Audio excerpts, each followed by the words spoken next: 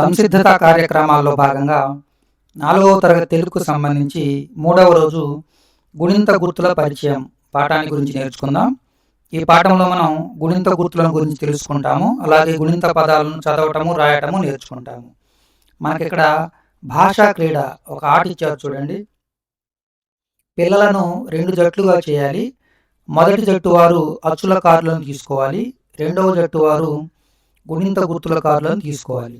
ఉపాధ్యాయుల సూచనలు అనుసరించి అచ్చుల కార్డులతో గుణింత గుర్తుల కార్డులను జతపరచాలి.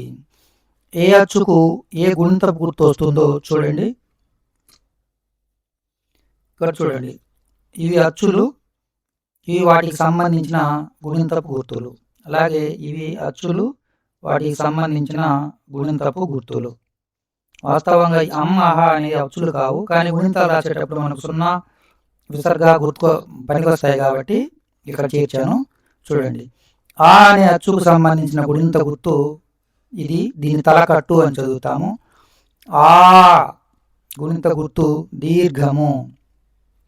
ఈ గుడి, ఈ గుడి పొల్లు లేకుంటే గుడి దీర్ఘము అని కూడా చదువుతాం.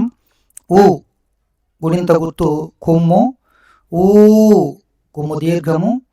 రు రుత్వం, రూ రుత్వ దీర్ఘం. ఏ ఎత్వము, ఏ ఏత్వము లేకపోతే ఏత్వ పొల్లు అని కూడా చదువుతాము. ఐ ఐత్వము, ఓ ఓత్వము, ఓ ఓత్వము, ఔ ఔత్వము, అం సున్నా, అహ విసర్గ.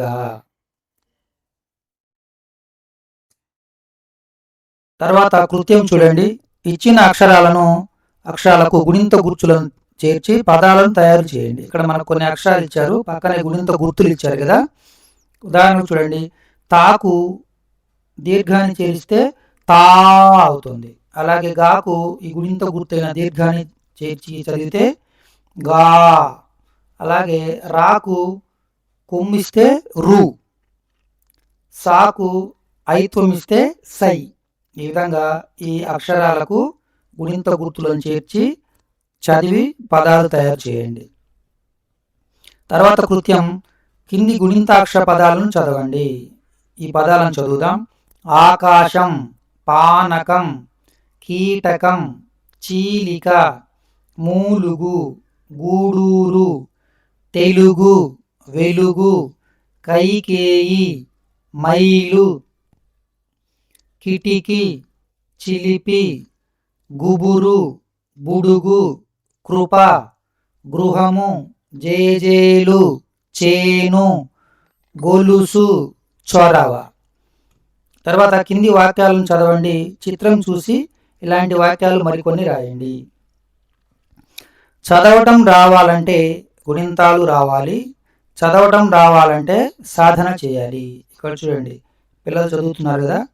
చదవటం రావాలంటే మనకు గుణింతాలు బాగా రావాలి, అలాగే చదవటం రావాలంటే బాగా సాధన చేయాలి. సాధన పత్రం చూడండి. గుణింత గుర్తుల పరిచయం మనం ఇంతకు ముందే తెలుసుకున్నాము. గుణింత గుర్తులు, వాటికి సంబంధించిన అచ్చులు. వాటిని ఇప్పుడు గుణింత గుర్తులను అచ్చులతో జత చేయాలి. ఇక్కడ చూడండి, ఇది గుడి కదా, దీనికి సంబంధించిన అచ్చు ఈ. ఓత్వం ఓ, తలకట్టు ఆ, సున్నా అం, కొమ్ము దీర్ఘం ఊ, ఏత్వం ఏ, విసర్గ ఆహ, దీర్ఘం ఆ, ఓత్వం ఓ, గుడి పొల్లు ఈ, ఎత్వం ఏ, ఐత్వం ఐ, కొమ్ము ఉ, ఔత్వం ఔ.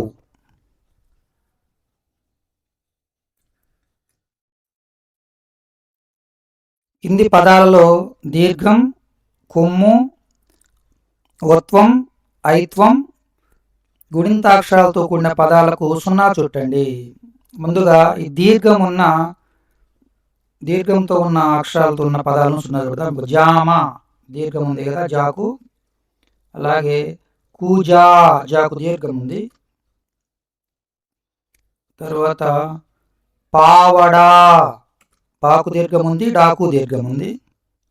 తర్వాత కాగడా, కాకు దీర్ఘం ఉంది, డాకు దీర్ఘం ఉంది.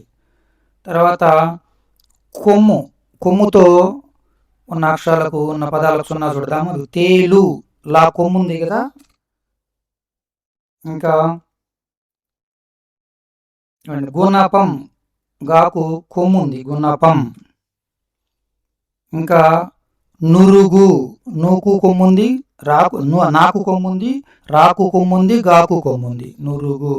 అలాగే గురువు. తర్వాత ఒత్వం చూడండి, బొంగరం, బాకు ఒత్వం ఉంది కదా.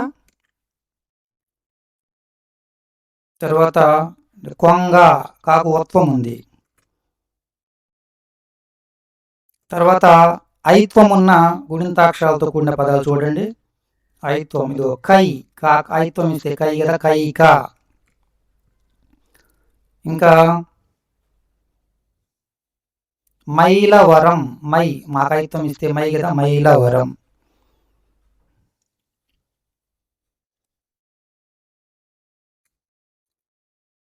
తర్వాత రాయడం, కింది పట్టికలో గుణింతాక్షర పదాలను రాయండి.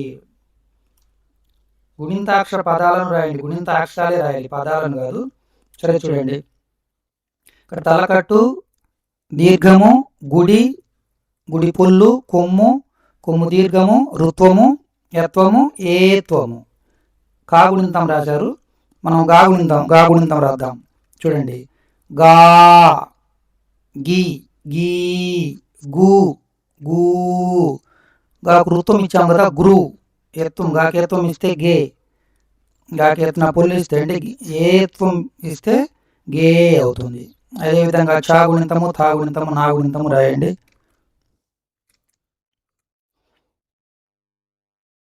తర్వాత చూడండి, ఉక్తలేఖనం.